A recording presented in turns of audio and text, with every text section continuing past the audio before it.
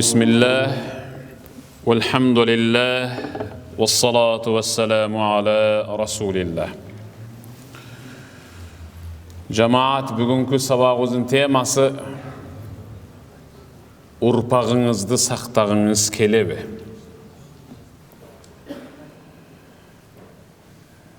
Urpaq degende sizden taragan muun, uul, kız, nevere, uruk, bala çaqa.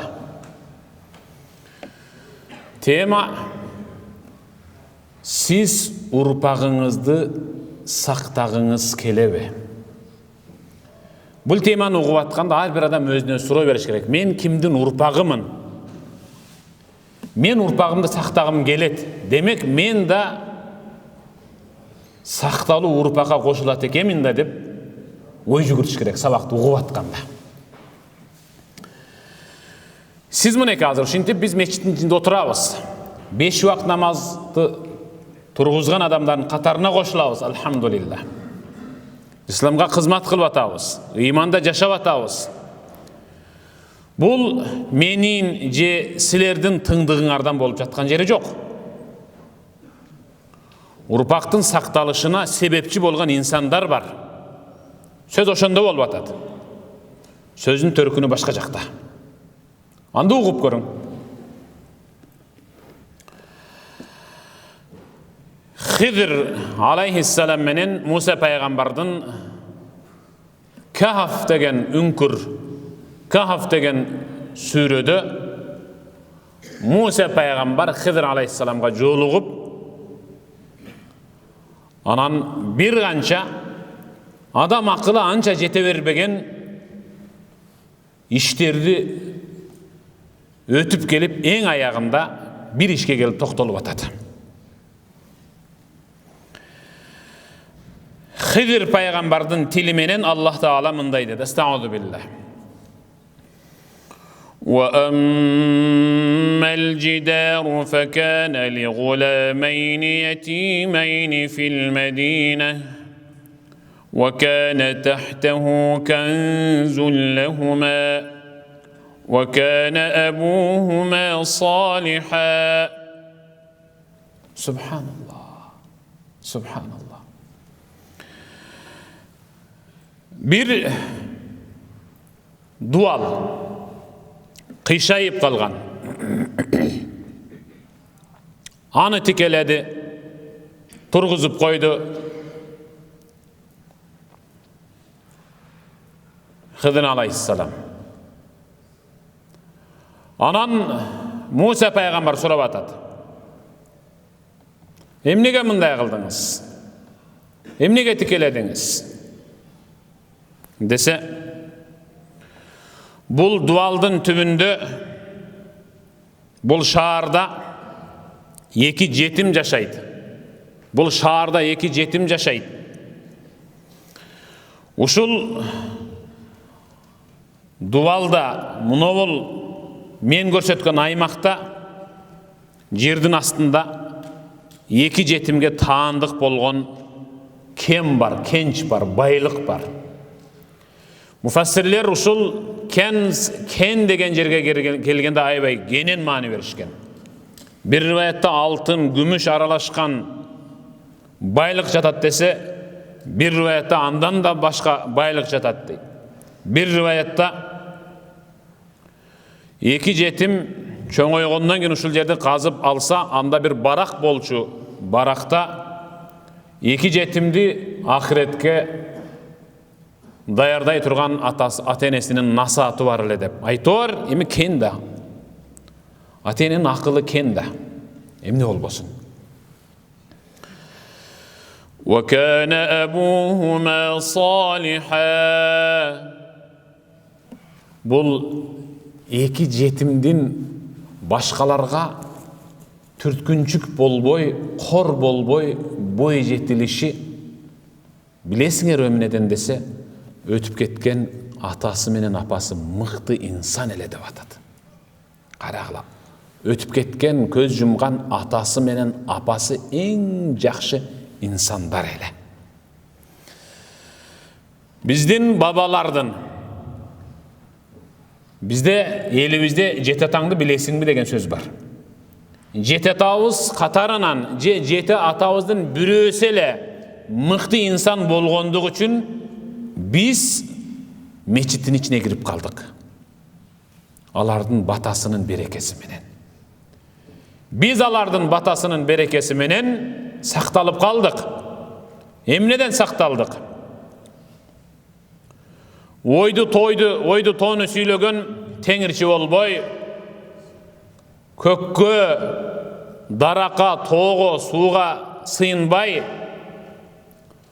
атың өчкүр аракты ичпей, алжып мас болбой, анан аягы суюктук кылып, көчөдө жүрбөй, моментип мечиттин ичинде сакталып калдык бузукулуктан. Себеп жети атабыздын керек болсо 40 атабыздан бери келе жаткандагы бабаларыбыздын ичинде эң мыктылары болгондугу үчүн жана алардын Аллахым урпагымды өзүңө сыйынуучу кыл, Аллахым урпагымдан ширкти, мушриктерди чыгарба дегендик үчүн. Эми сиз өзүңүз сыяктуу урпакты өзүңүздөн кийин келе турган урпакты дагы сактагыңыз келеби? Анда күн салиха, анда салих болуп жашаң. Жакшы инсан болуп жашаң, урпагыңыз сакталсын. إذا أردت الحياة الطيبة لذريتك فكن صالحا في نفسك عندها يتولى الله رعايتهم حتى لو لم تكن معهم. Эгерде сиз муунга, келечек урпагыңызга эң мыкты бакыт жашоону кааласаңыз, анда сиз салих жашаң. Салих деген эң мыкты инсан болуп, эң мыкты ишти жасаң. Ал эң мыкты иш кайсы? 5 вакыт намаз окуш. Эң мыкты иш жасап, эң мыкты инсан болуң, урпагыңызды сактагыңыз келсе. Караң, ошол учурда гана Аллах алардын ишин оңдоп коёт. Валау лам такун маахум, сиз урпагыңыздын арасында жашабасаңыз деле деп атат. Сиз кара жерде жамынып жатсаңыз деле, сиздин жакшы жашап өткөндүгүңүздүн берекеси менен урпагыңызды Аллах Таала сактап коёт. Биз сакталгандай. Биздин бабалар, чоң аталар, ата-энелерибиз эң мыкты инсан болгондугу себептүү.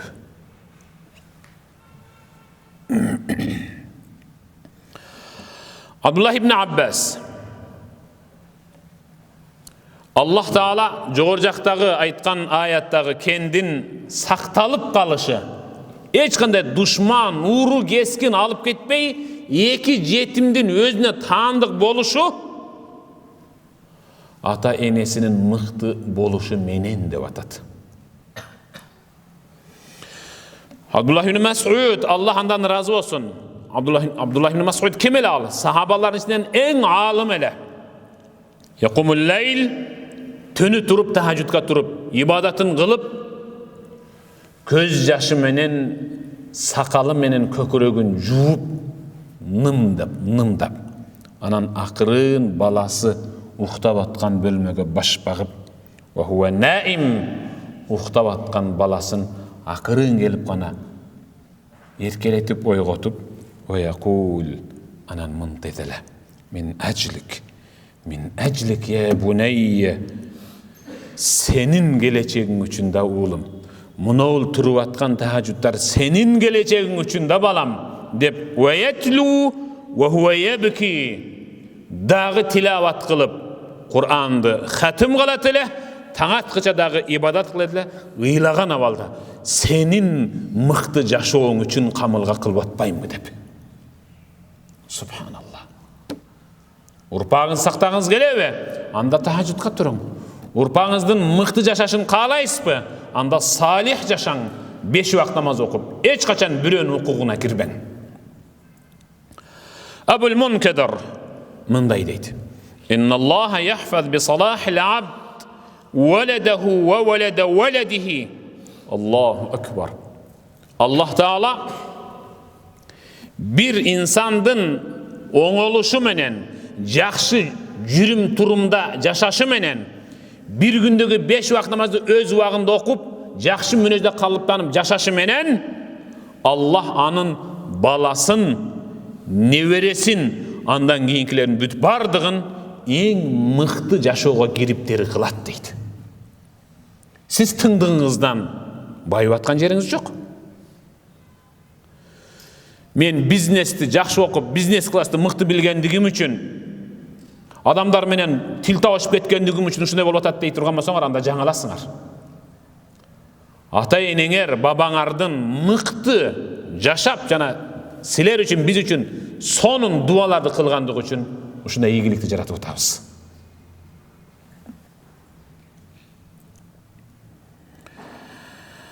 Я Рабби.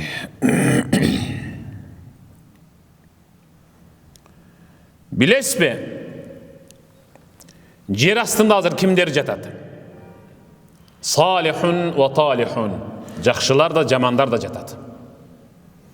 Жамандардын урпагы үзүлүп калды. Азыр мечитке келип, кимдир бири өзүн тааныштырып, пайгамбардын урпагынанмын десе, сөзсүз түрдө бир колун кармап чыгып кетейинчи, эртең бирөөгө мактанганга да жакшы дейбиз. Ушундай эмеспи? Пайгамбардын урпагы менен отурдум деп элестеткилем. Фараондун урпагынанмын деген адам барбы азыр? Жок.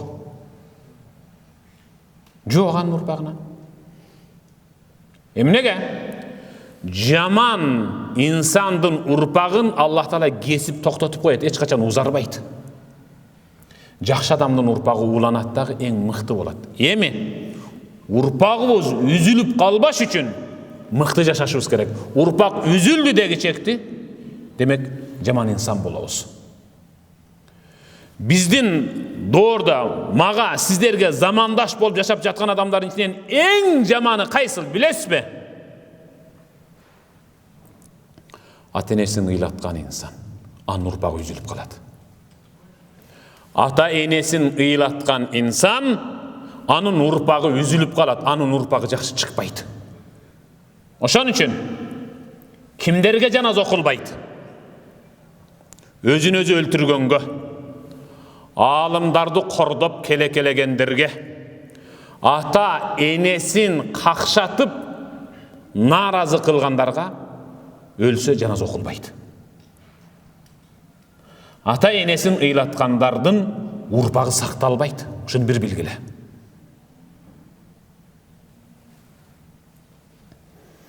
Наполеондон сурап атышат. Учурунда сурашыптыр. Хусун аш-шарq al-islami amna ala Франса. Францияны таң калдырган, мусулмандар жашаган чыгыш Азия өлкөлөрүндөгү эң мыкты бийик чеп, дуал, коргон кайсыл? Франция. Күчтүү өлкө. Наполеон сурап, жооп берип атат. Азияда коргоно турган коргон жок. Болсо дагы кичинекей эле коргон. Эми чеп деген билесиз. Эни 6, 7, 9 метрге чейин барган дуалдын. Бийиктиги 11-12 метрге чейин болгон. Душмандан сактаныш үчүн. Ушундай дуалдар менен Рим өзүн сактап келген. А бирок Азиядагы мусулмандар чеп курган эмес деп атат Наполеон армиясына. Анан кантип жеңилип калып атат анча-мынчалар десе, Ал-уммахату салихат.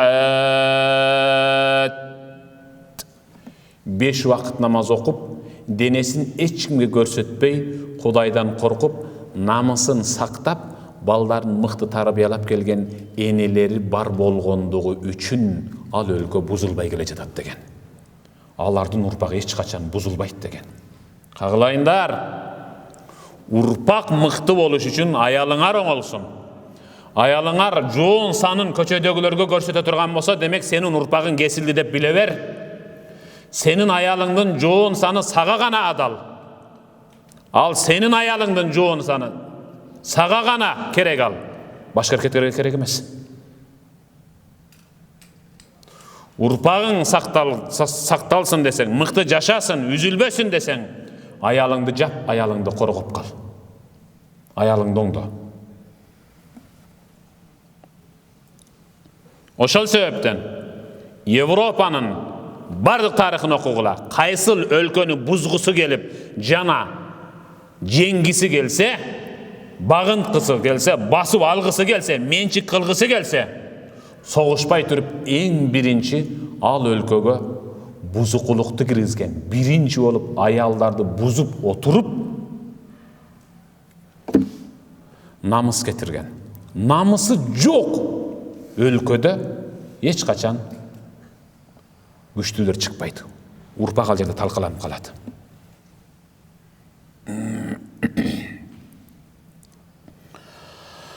Салахул әбі янфа валада.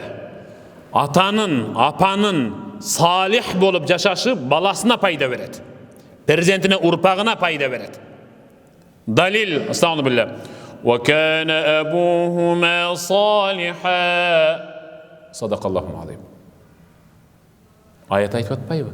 Бұл екі жетімдин жетіліші мықты болып, жана аларға ата енесінен қалған кендін урдалбай өз қолына тиіші, өтіп кеткен көз жұмған атасы менен апасы салих болчу, мықты инсандар болчу деп атады.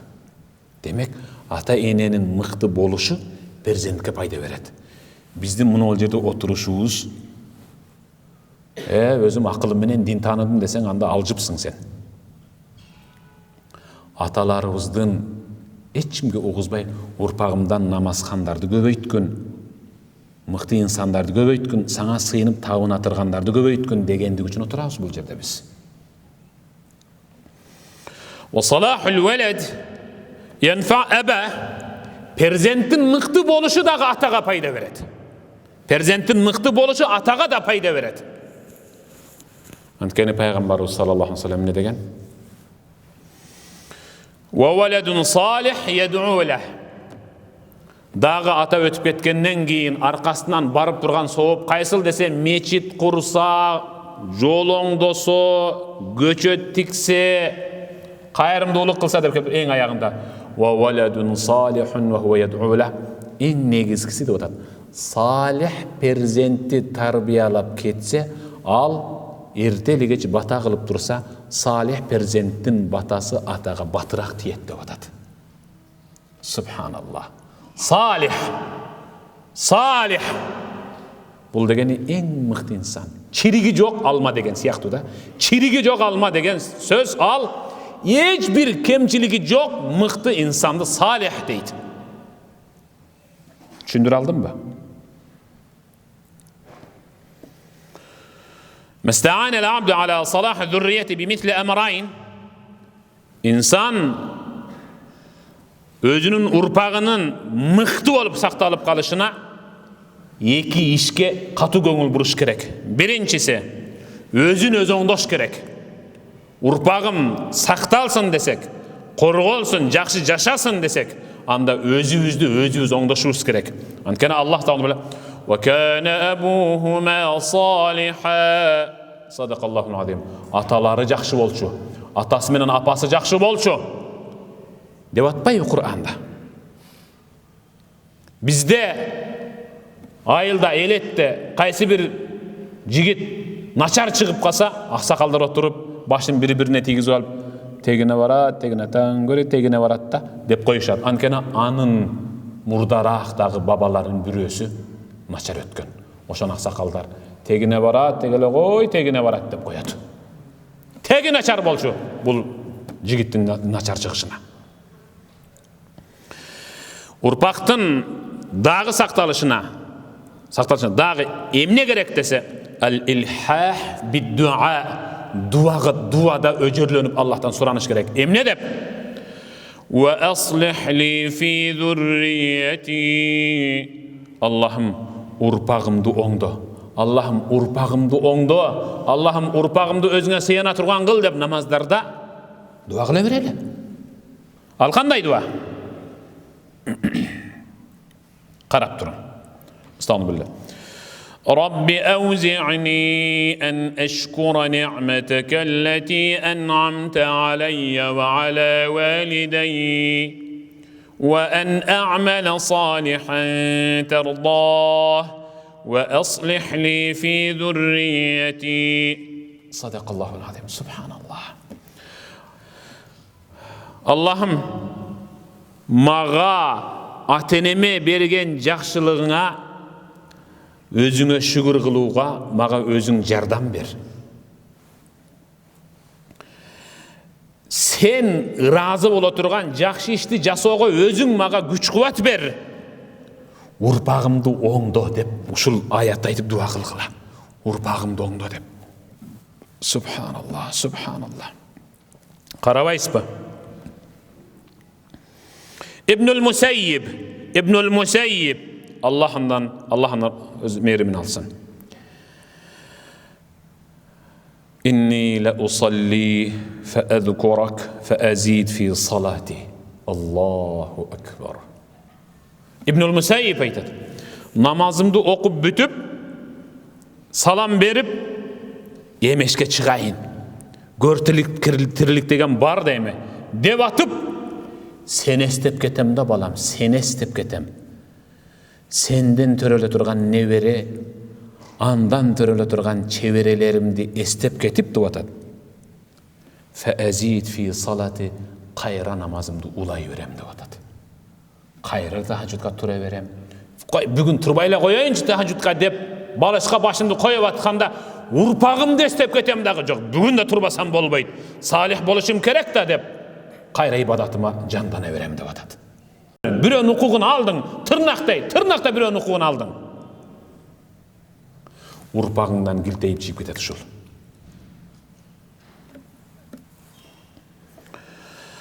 Ehadus salihin.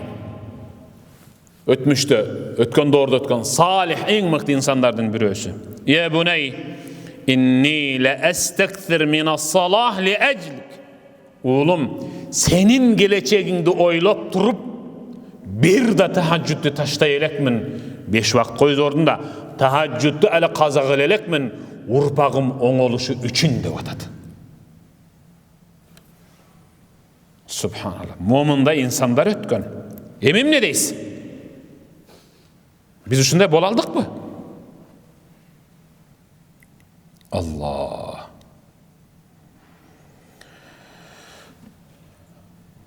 Ve kâne sehlu tustari mındaydı vatan.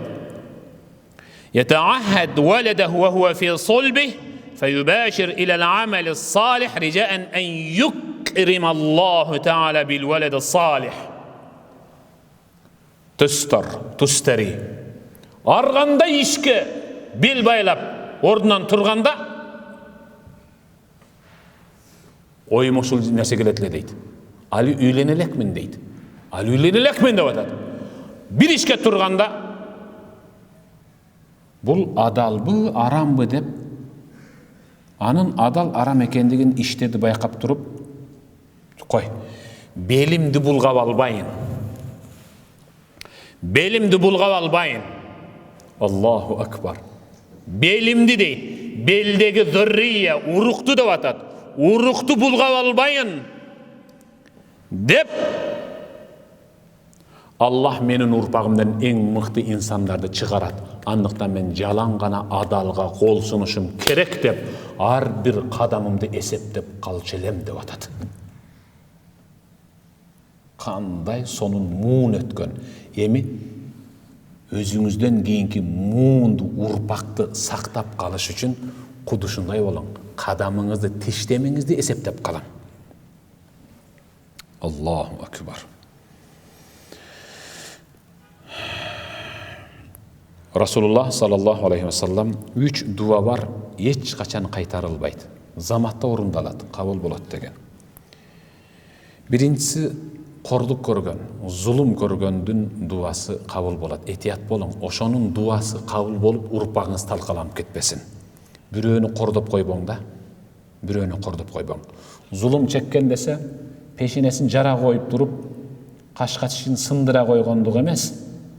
Kerek bolsa, siz unada bara jatkanda ötmöktön, tagıragı peşekotton biröönü ötkörбөй ötüp ketseniz ağanın hukukuna girdiniz, siz ağanı zulümdük kıldınız. İhtiyat bolun. Koopsuz şaar kamera menen gelbeyt. Koopsuz şaar ar bir insan özün özü jügöndösü menen gelet. Nafsına içi gosu menen gelet. Ikincisi, da'vatul musafir, musafirдің duası. Şaarga gelgen konoktor, meçtibizge gelgen 3 günlük cemaat, 10 günlük cemaat bolobu sözün ugup koygula. Çayın, aşığın, tamağın belendep, kandap, jardan berip koygula. Jürgüle dalil berip koy dese çıkkıla. Dua beret siler galar. Urpağı uzan olat. Üçüncüsü, da'vatul valid li valadi. Ata menen apanın perzentine kılgan batası kaytarılbaydı. Жақшы бол десе, жақшы қылады Алла. Жаман қыл десе, аны Аллах Таала ұрпағын кесіп таштайды. Құдай сақтасын да, Құдай еле сақтасын, Құдай еле сақтасын. Ошон үчүн Аллах өзү үйрөткөн дуаны айтып, Аллахтан сураналы. Estağfirullah. ربنا هب لنا من أزواجنا وذرياتنا قرة أعين وجعلنا للمتقين إماما. Sadakallahu azim. Allah'ım jubaylarыбыз menen urpağыбыз menen биздин көзүбүздү сүйүнчү. Jubayыбызды караганда ушунчалык ырахаттанып жеңилдейли. Балдарыбызды караганда ушунчалык сүйүнөлү алардын жаратып аткан ийгилигинен, жасап аткан ишинен деп. Subhanallah. Dua kılganda Allah'ım jubaylarыбыз, uğul kızыбыз, urpağыбыз menen bizdin közübüzdü sүйündü. Bul dünyada dagı, ahirette de. Munowul senin urpağın, ey balançı dep ahirette toptoganda, jalan nurdu yüzdörдү görsetip durup meni sүйүnчү. Yüzümdü tünörtüp, tunartıp, başkalarga meni şermende kılbaçı degen düşünük. Urpağınızı saktagыңыз kelсе, anda eң algaç siz oňolun. Siz жақсы болun. Amin. Allahümme inneke afun kerim, tuhibbul afwa fa'fu anna ya rahim ve bi rahmetike ya erhamer rahim. Allahu ekber. Esselamu aleyküm.